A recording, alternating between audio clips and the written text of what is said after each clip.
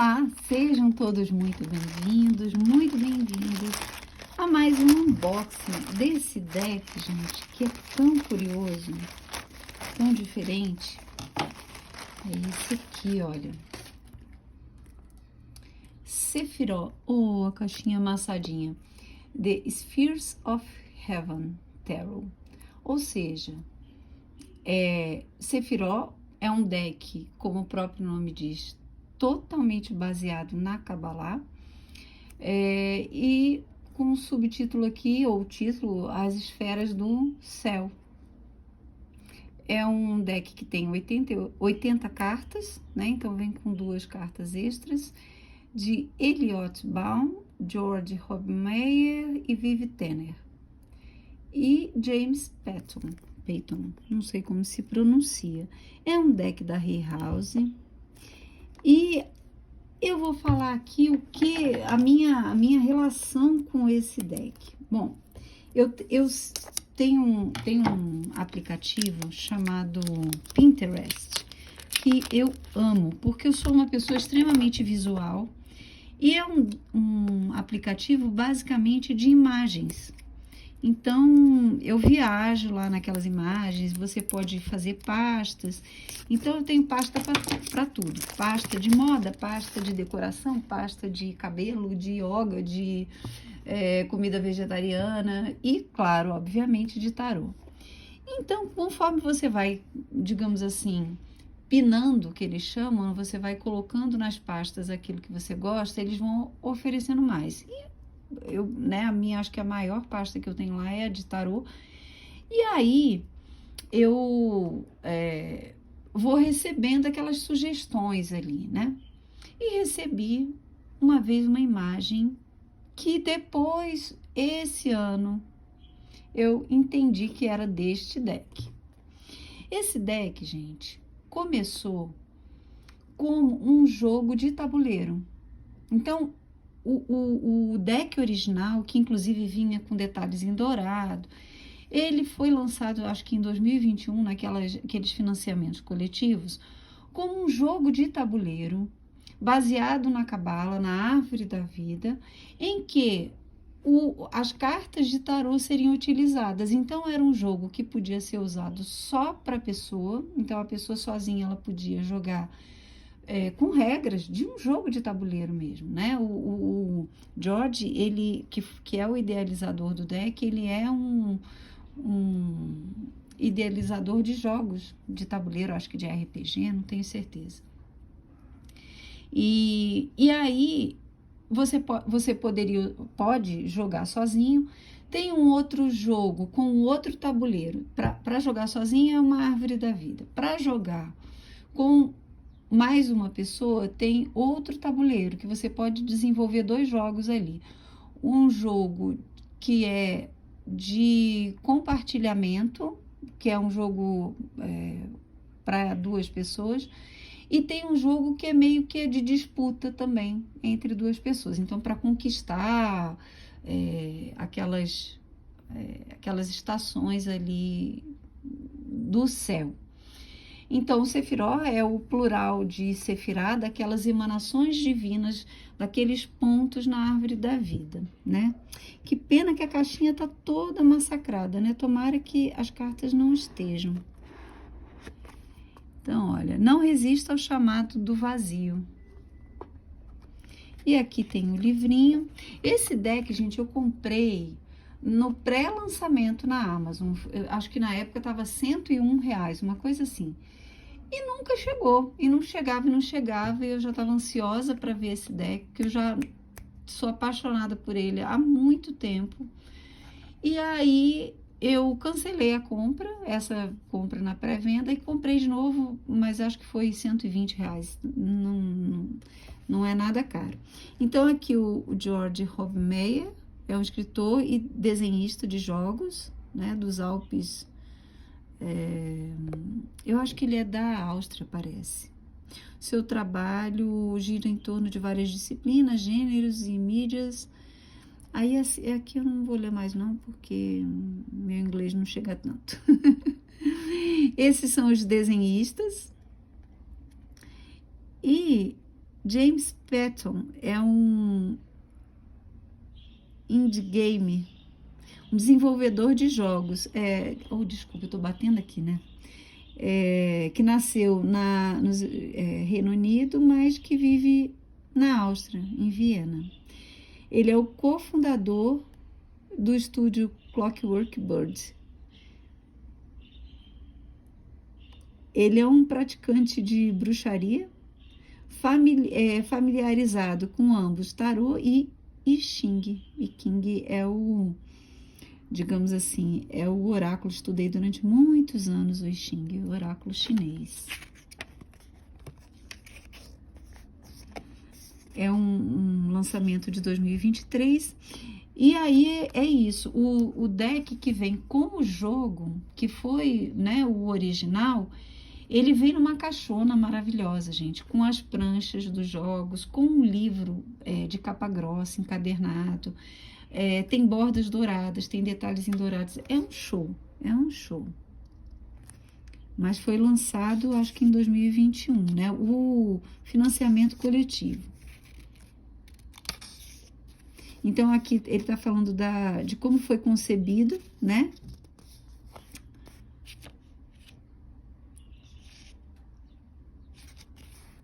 E o processo de fazer a carta.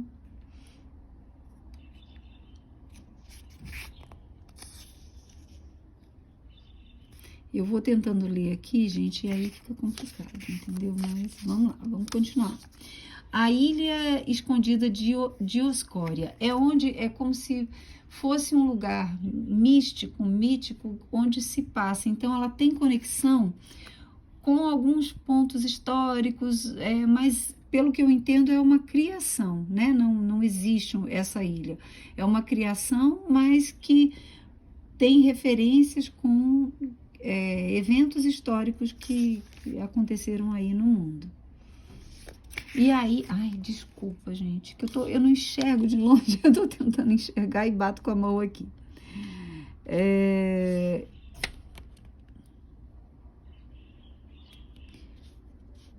Olha, tem um jogo em particular que acontece nessa ilha, em que é muito comum entre as pessoas, que fala sobre a própria ilha antiga, que se chama Sephiroth, ou seja, o jogo de cartas de questões divinas.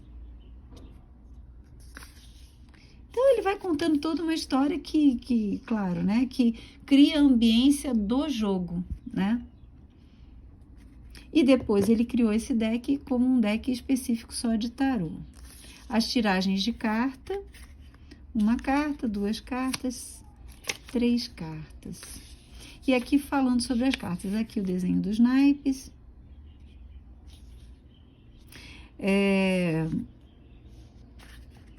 O deck antes, né, desse é uma recriação do Dioscorian deck, datado do século XVI,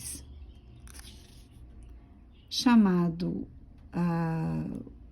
Dioscorian Legendário, um deck legendário Dioscorian, enfim. É isso aí, gente, eu tô enrolada, porque eu quero ler, porque eu tô muito ansiosa com esse deck. E aí, o inglês é mais complicado aqui. Tem palavras que eu não reconheço. Enfim, é um deck baseado na Kabbalah, ou na Cabala. E ele segue, nos arcanos menores, ele segue Marselha. Então, é o chamado Pip Deck. Ele só tem o número, o elemento, e aquele elemento se repete através do símbolo que ele dá. Os arcanos maiores seguem a numeração de Smith-Waite, se eu não me engano. Porém, os desenhos, eles vão além da interpretação de Waite. É uma coisa que eu falo sempre, gente, é muito importante pensar sobre isso. Aqui, a explicação dos arcanos maiores. Então, ele coloca aqui uma frase, olha... por exemplo, a imperatriz, a força através da paixão. É uma figura ambígua com numerosas formas e manifestações através das tradições do tarô. Para alguns, ela é doce e boundless, eu acho que é aberta, sem muitas barreiras, né? Segurando uma criança, sentada uma paisagem luxuosa, com um crescimento contínuo, né, daquelas plantas ali. Para outros, ela é a orientadora aqui, digamos assim, aqui gere, que gerencia, que compartilha muitos aspectos com o imperador, cada um de um lado da mesma moeda, cada um é um lado de uma mesma moeda. Ela a energia feminina para o seu masculino.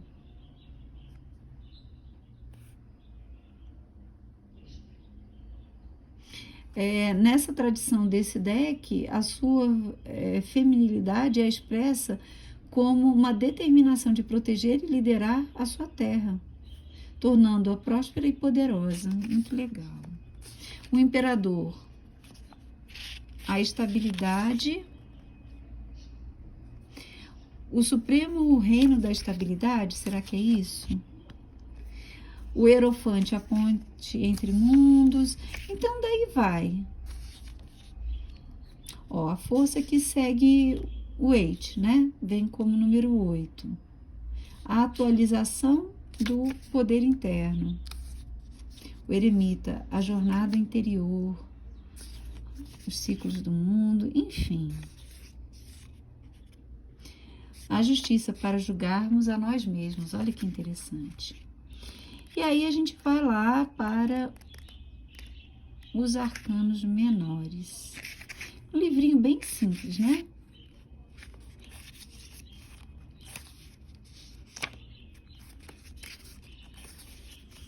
Aqui já entra no naipe de paus. Ele vai dar uma explicação bem menorzinha, também com 2 palavras-chave, ou com uma frase, né? Não são 2. Uma frase, alguma palavra que resuma, né, o significado que ele quer dar àquele arcano. E aí vai, os arcanos menores.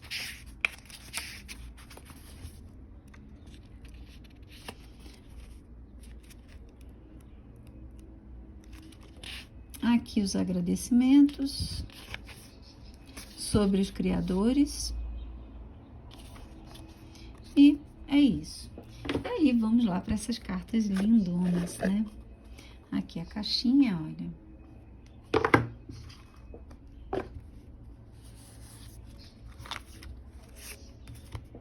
As cores dele são lindas, lindas. O tamanho é um tamanho regular de deck. Aqui, olha, dá a impressão de que o acabamento é mal feito. Ó, tá vendo? Tá tudo mal feitinho assim. É áspero. É uma pena, né? Um deck tão bonito. A edição do jogo é maravilhosa. E assim, eu fico muito decepcionada, sabe? Com a qualidade desse deck. Que é um deck muito precioso, muito interessante.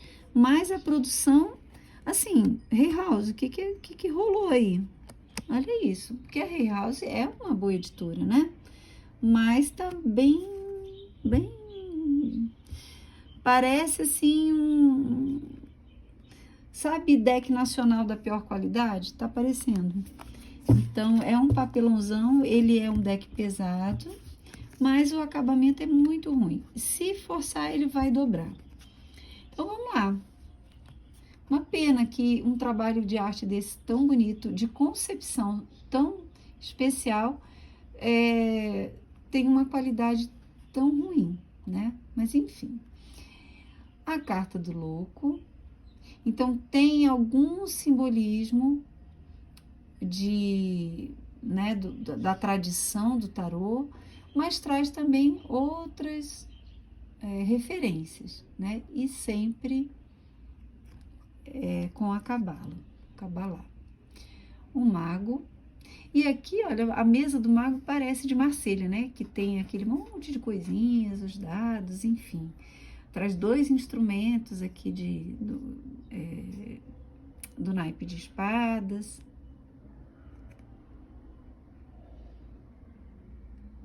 E ele realmente transmutando a energia que ele sabe que existe, que é o todo, ele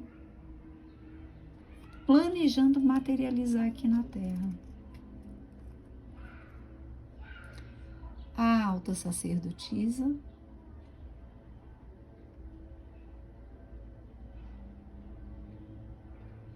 é muito lindo, gente. Esses símbolozinhos aqui, que já me deu um toque aqui porque estão desalinhados, de repente a intenção é essa, não sei.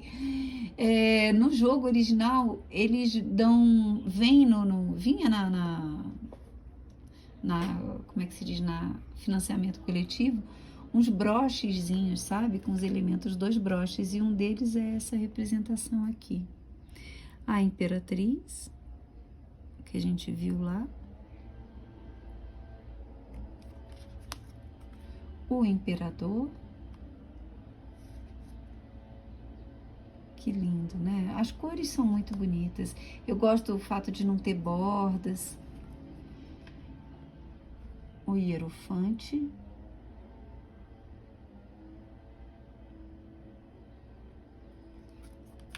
Sempre uma letra hebraica. Ah, esse deck tem uma outra questão aqui. Para os enamorados, ele traz a questão do amor entre pares, entre iguais, né? As relações homoafetivas. Então, aqui, por exemplo, entre dois homem e mulher, e duas mulheres. Eu tenho uma questão em relação a isso. Eu não vejo a carta dos enamorados, num jogo geral, como uma carta de relacionamento. Então, eu acho assim, num jogo normal, se eu for fazer uma tiragem de qualquer assunto, eu vou usar somente essa carta. Por quê?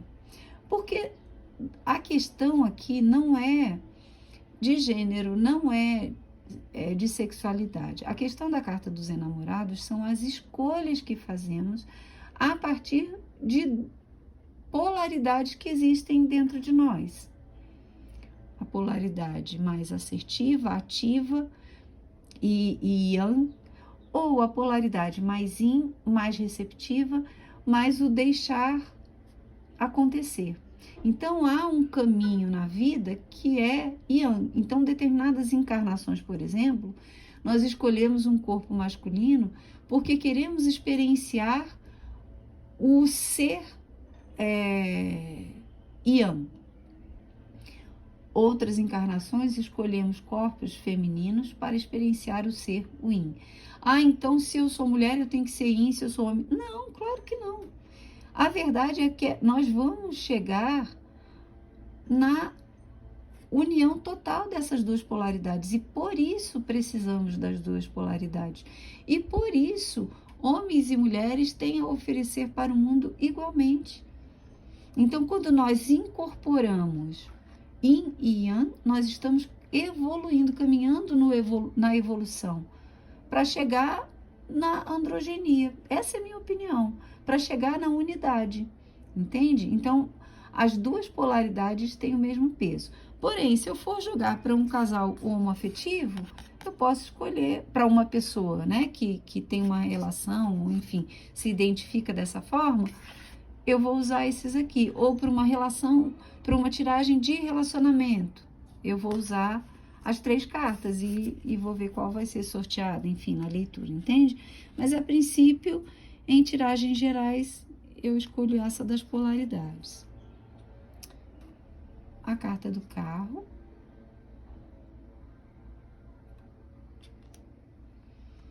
A força.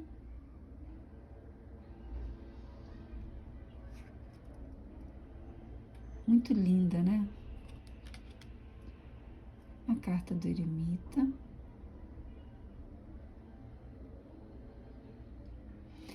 há um caminho no tarô que começa aqui no mago, que é como se fosse o caminho Yang e o caminho do sol, o caminho da luz. E depois, a partir da roda da fortuna, a gente entra no caminho Yin, que é o caminho da noite. Então, um caminho é a vida material e o outro caminho é a vida interna, onde olhamos para nós mesmos.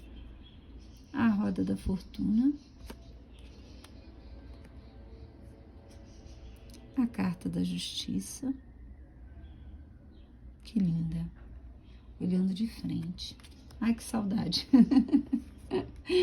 Ai, ai. Há uma justiça no mundo que não é a justiça verdadeira, né? É a justiça dos homens. Mas eu não sei vocês, mas eu tenho um desejo, uma melancolia, eu não sei, saudade não é a palavra certa, mas de que o mundo seja regido por uma justiça na prática, por uma justiça divina, que é realmente imparcial. O pendurado.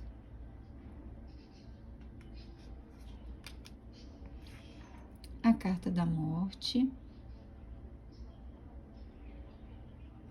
Ceifando tudo aquilo que a gente tem como realidade. A temperança. E aqui, ó, uma lemniscata, ciclo infinito, vai e vem, vai e vem. O diabo.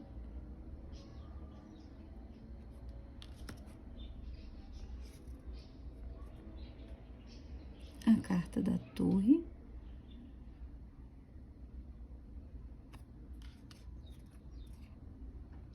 A estrela. Que interessante essa estrela, né? Será que é intencional? Essa gordurinha aqui, né? Que sai daquele estereótipo da estrela bela e sensual e perfeitinha. Muito lindo, muito legal. É um deck muito inclusivo, né? A lua. É uma pena, gente, eu tô muito decepcionada com a impressão, sabe?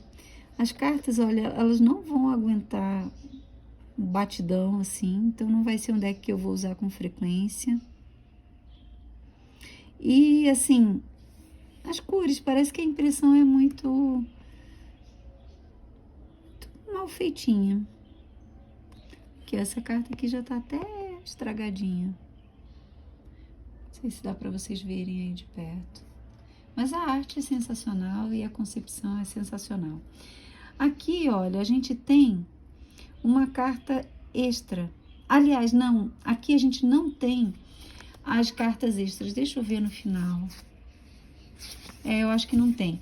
No jogo tem a carta da árvore e a carta do abismo, se eu não me engano. Acho que aqui não vai ter, não.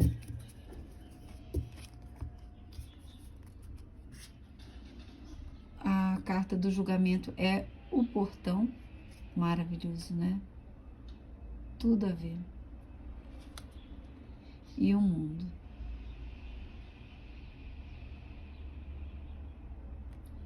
São muitos detalhes. Os arcanos maiores são muito ricos de simbolismo e detalhes.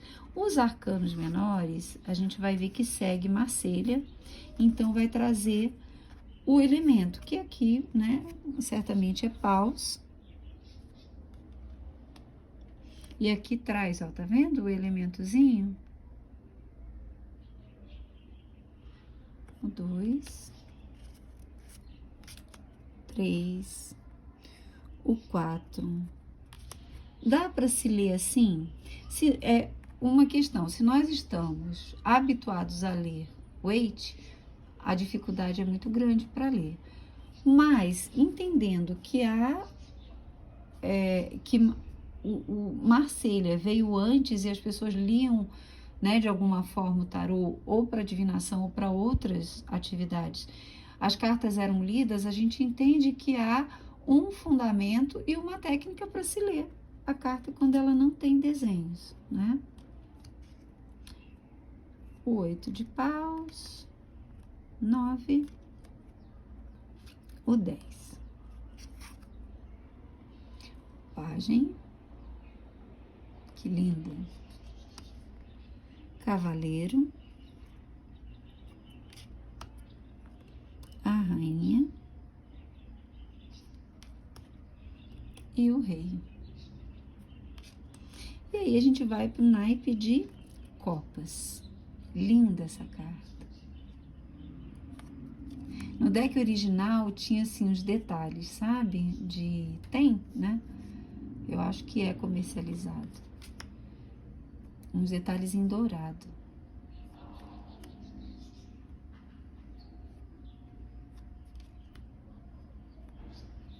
Cinco.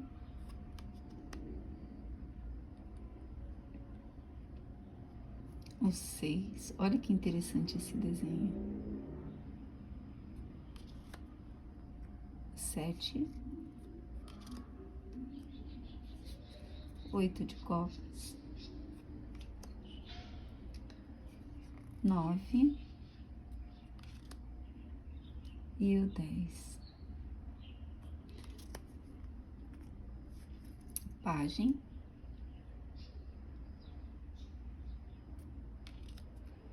O cavaleiro.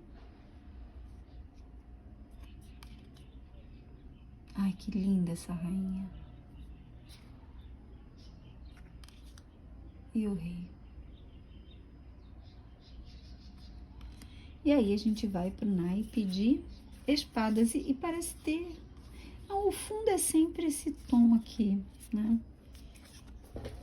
Os ases trazem uma cor diferente, mas as cartas numeradas, elas vêm todas nesse subtom aí, nesse tom.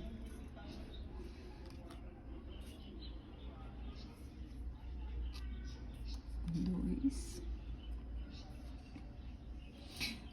Eu falei do 3 de espadas, então vamos lá. O 3 fala da união de polaridades que faz surgir, nascer algo novo.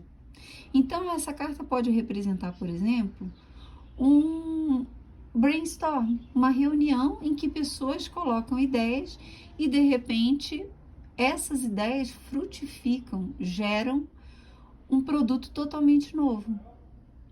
Entende como é importante a gente ver além da interpretação de Waite? 4 de espadas. 5. 6. Nossa, que linda essa carta. O 7. 7 é sempre alguém roubando, mentindo, trapaceando. Não, não. 8. 9. E o 10 de espadas.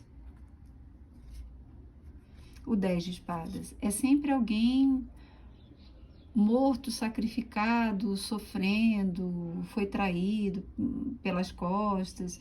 Não, pode ser o final de uma entrega de um TCC, por exemplo. É a finalização de um processo intelectual. Pagem. Cavaleiro de espadas. Todas as figuras, para mim, elas não são muito bem definidas entre masculino e feminino. Elas têm o ar andrógeno, né? A rainha e o rei. Lindo. O as de ouros. Que linda essa carta. O 2. O 2. Ah, é dúvida, indecisão. Não, pode ser assumir duas funções diferentes, trabalhar em dois empregos. Pode ser dois pesos e duas medidas, quando eu tenho valores assim. Eu vejo muito essa carta, por exemplo, como a hipocrisia. uma pessoa que ela tem um discurso, mas ela faz outra coisa. Então, é uma expansão para além daquilo que o Eight e Pamela colocaram.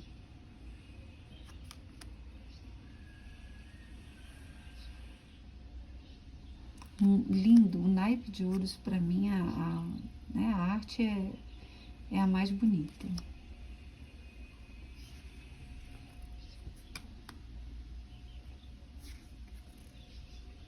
Sete,